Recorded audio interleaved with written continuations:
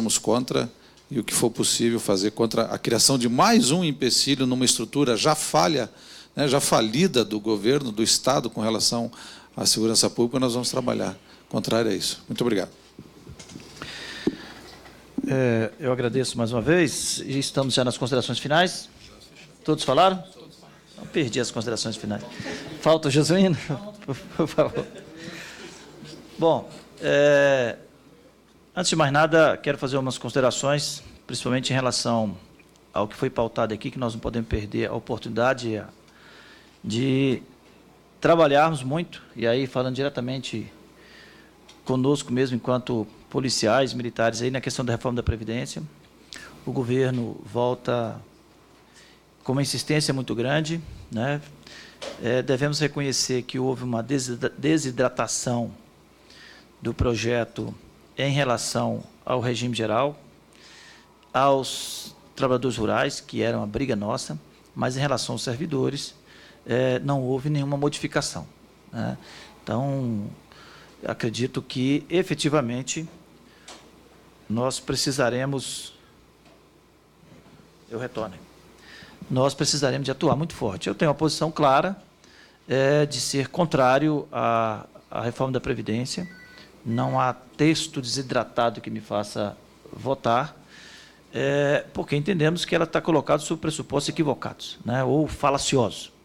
Então, não dá para combater o déficit fiscal, que é real, que é um problema estruturante, estrutural da economia, é uma questão macro, e apontar apenas para a Previdência como se, de fato, fosse o único caminho para o Brasil resolver seu problema da economia. Todos nós temos clareza que o Brasil precisa de melhorar sua arrecadação, precisa de controlar suas despesas, precisa de maximizar seus recursos, tem muito dinheiro indo embora por má gestão, né, por superposição de esforço, de serviço, uma série de situações, mas que, de um modo geral, o Estado prefere ir para o caminho mais curto, ou aumenta o imposto, ou reduz direitos. Então, não é ignorar a realidade fiscal e ignorar a realidade econômica do país. Nossa posição não é nesse sentido. Nem é também uma posição esquerda-direita, porque a Dilma também falava em reforma da Previdência lá atrás. Então, não quero colocar aqui nessa perspectiva, que é um governo que tira direito, que põe direito e tal. É uma relação dos servidores com o Estado, alguém que tem que prestar serviço, que precisa ser bem remunerado e que a vida não se encerra com a aposentadoria. Então, pagar proventos, pagar a aposentadoria, é um pacto feito com o servidor quando ele admitiu. Essa é a realidade, essa é a grande diferença do servidor público e servidor privado. O privado, efetivamente, não tem que pagar a aposentadoria, mas há toda a regra para que ele receba, né? Então, o servidor público não, o contrato é esse. Então, nós precisamos de ter uma firmeza grande, uma articulação, né? E nisso eu tenho, assim, o meu testemunho nesse ano aqui de discussão da reforma da Previdência, é que fizemos enfrentamento conjuntamente, somando aqui os interesses dos servidores públicos, federais, estaduais, dos militares, né? Foi bem lembrado aqui pelo Werneck, a gente já posicionou sobre isso, a MP 805, ela tem uma sacanagem, desculpa a expressão direta, com os servidores da União e uma maldade muito grande com os servidores dos Estados, porque a consequência automática de alterar a contribuição previdenciária do servidor da União é alterar também dos Estados, porque está lá a partir da emenda 41, se não me engano, no artigo 149 ou 249, estabelecendo que não pode haver contribuição menor para o servidor dos Estados e municípios em relação ao da União. Então, nós precisamos de ter uma ação forte, realmente, com relação à medida provisória. Temos aí outras propostas que nos atacam, como nos atacavam o PLP 257, como nos atacava o PLP 343, e um tantão de outras medidas que são colocadas por aí, né? Tivemos lá no governo Dilma medida provisória que altera regras de pensão, por exemplo.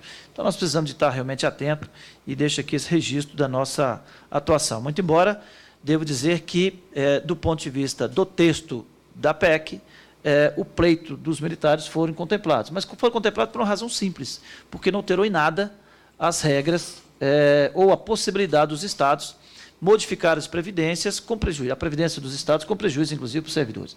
Então, assim, nós temos muito claro, nós defendemos de um incidente que tivesse no texto da PEC 287 o mesmo tratamento que a Constituição nos dá hoje, que é o direito ao regime próprio, com regras próprias, etc. Tal. Só que, com exceção de Minas Gerais e do Distrito Federal, todos os demais estados, todas as demais unidades da federação já fizeram seu regime de previdência e não é necessariamente melhor do que o conjunto do servidor. Então, é preciso também esclarecer isso, né? Esse regime próprio nosso, o fato de não estarmos submetidos automaticamente às regras do artigo 40, não impede que os estados estabeleçam critérios, inclusive, ou os mesmos ou piores, né? Nós temos estados que estão já submetidos, como o nosso querido Espírito Santo, que já está submetido às regras da Previdência Complementar. Então, o fato de não estar automaticamente nas regras do artigo 40 não eliminou o Espírito Santo de cair, e o Ceará também, Santa Catarina. Então, assim, o que é tido por muitos, ou até mesmo a gente vende essa ideia de um tratamento diferenciado, mas um tratamento diferenciado na Constituição Federal. Lá na Constituição Estadual, nos regimes próprios, eles estão sendo levados ao mesmo caminho. E é esse o interesse, dos governadores. Nós tivemos, por exemplo, na PEC do teto, aquela PEC, qual que era o nome dela? Não, a PEC dos tetos, como é que era? Eu esqueci o número dela, que virou emenda 95. Os militares estavam de fora do alcance da PEC, certo? E o relator incluiu os militares. É uma PEC inocente, não tem nada a ver com os militares estaduais, nada a ver com os servidores estaduais, é uma PEC para conter os gastos da União. Aí veio aqui um monte de governador, reuniu com o ministro Meirelles, reuniu com o governador, pressionou e colocaram os militares federais na PEC. Inocente, né? Inocente.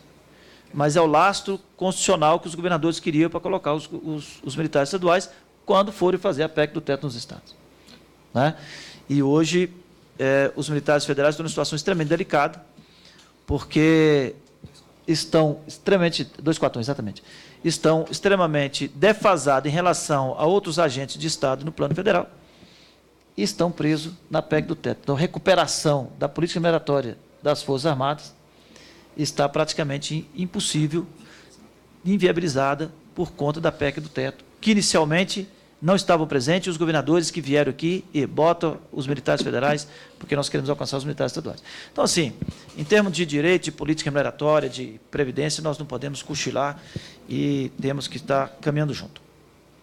Voltando à nossa audiência, e agradecendo a todos mais uma vez, agradecendo aos colegas de Santa Catarina, do Ceará, do Espírito Santo, agradecer ao Gabriel, nosso consultor, que está aqui presente, dizer o seguinte: fica evidente que não há consenso nesse debate, né? Se há consenso de que a audiência de custódia é um instrumento de garantias de direito, de garantia da legalidade da ação do próprio Estado, há divergência do ponto de acordo com o olhar e do espaço que cada um ocupa. Quando nós tivemos a mesa aqui, majoritariamente, do Ministério Público, Poder Judiciário e Defensoria Pública, ficou evidente o quê? Para o Ministério Público e Poder Judiciário, está resolvido, porque eles exercem já esse controle de legalidade dentro do ECA. Então, para eles está resolvido, não precisa de ampliar. Para o Ministério Público, para a Defensoria Pública, para o IDD e DDD, é insuficiente, porque acham que o Ministério Público é parte e que, portanto, não tem a autonomia necessária e não exerce o contraditório nesse espaço. Para nós, policiais, eu me incluo nesse raciocínio, é equivocado a audiência de custódia como instrumento apenas de controle de legalidade da ação do policial, que é a ação do policial que está em jogo ali, de nenhum outro ator do Estado, nenhum outro agente, e também como instrumento de resolver problema de vaga de prisão, que eu acho que é a mais gritante também, né? Audiência de custódia como política de desencarceramento, como solução de problemas. É claro que nós sabemos que temos muitas pessoas na sociedade brasileira, e não tem nada a ver com formação, são doutorados, doutorandos, doutores, que ocupam determinado espaço e têm um olhar de que não devia ter ninguém preso, né? Aqui a gente tem debatido o sistema prisional, eu fui relator numa comissão, tem outra comissão temática discutindo, e a gente vai à audiência pública e estão escutando pessoas aqui dizendo, olha, a solução é não prender ninguém, né? Aí a gente encontra, do outro lado, o próprio Estado dizendo só, nós não podemos alterar as regras nem de progressão de regime, porque o Estado não aguenta bancar, porque tem que construir vaga, né? Então, assim, nós estamos diante de um grande conflito, mas a audiência serviu para mim, né, para jogar luz, tanto quanto em relação ao projeto específico, que é do ECA, como que era também meu objetivo, na discussão da audiência de custódia como um todo, porque tem vários projetos tramitando em relação à audiência de custódia. Nós tivemos um embate muito pesado no Senado, né, Graziela? Nessa discussão da audiência de custódia, que é um projeto do senador Antônio Carlos Valadares, e nós nos perdemos num embate interno entre as polícias, né?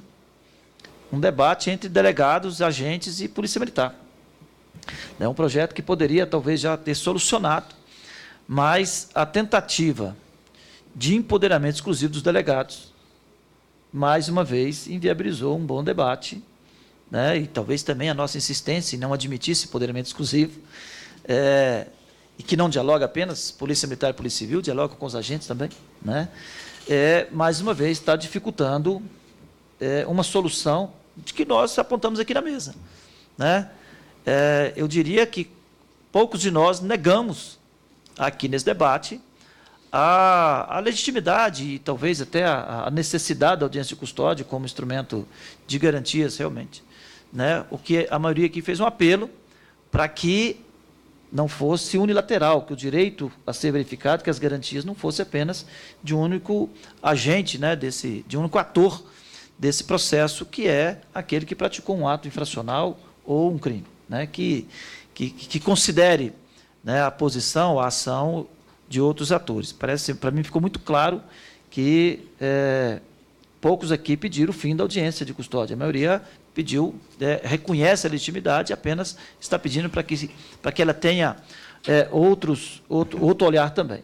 Então, para mim, essa orientação, e acho que, eu diria assim, não me basta, mas nesse momento contempla a minha necessidade de formação de convicção para atuar em outros projetos, né? Eu trouxe aqui 3 projetos que não dialogam com o ECA, mas dialogam com a audiência de custódia, um do deputado Bessa, outro do deputado Fraga, e outros projetos que estão tramitando, que nós teremos que dar uma solução para isso, né?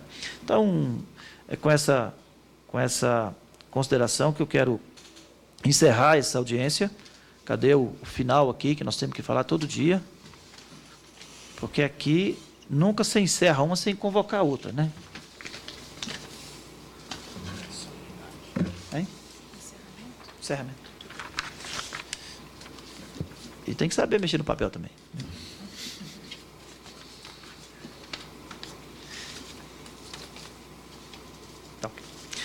Então, mais uma vez, eu quero agradecer. Eu sei que todos têm atividade. Essa semana, para nós, policiais militares, foi uma semana mais intensa, porque nós tivemos aqui na terça-feira, Gutierrez, uma audiência pública, e aí vão dialogar um pouco aqui com as nossas dificuldades, né? O Ministério Público do Ceará, ou pelo menos 5 promotores, entenderam que as associações de policiais, né, entre elas a presidida pelo meu amigo Pequeiroz, estavam extrapolando a sua função recreativa, dizendo que a associação de militares não pode ter função representativa.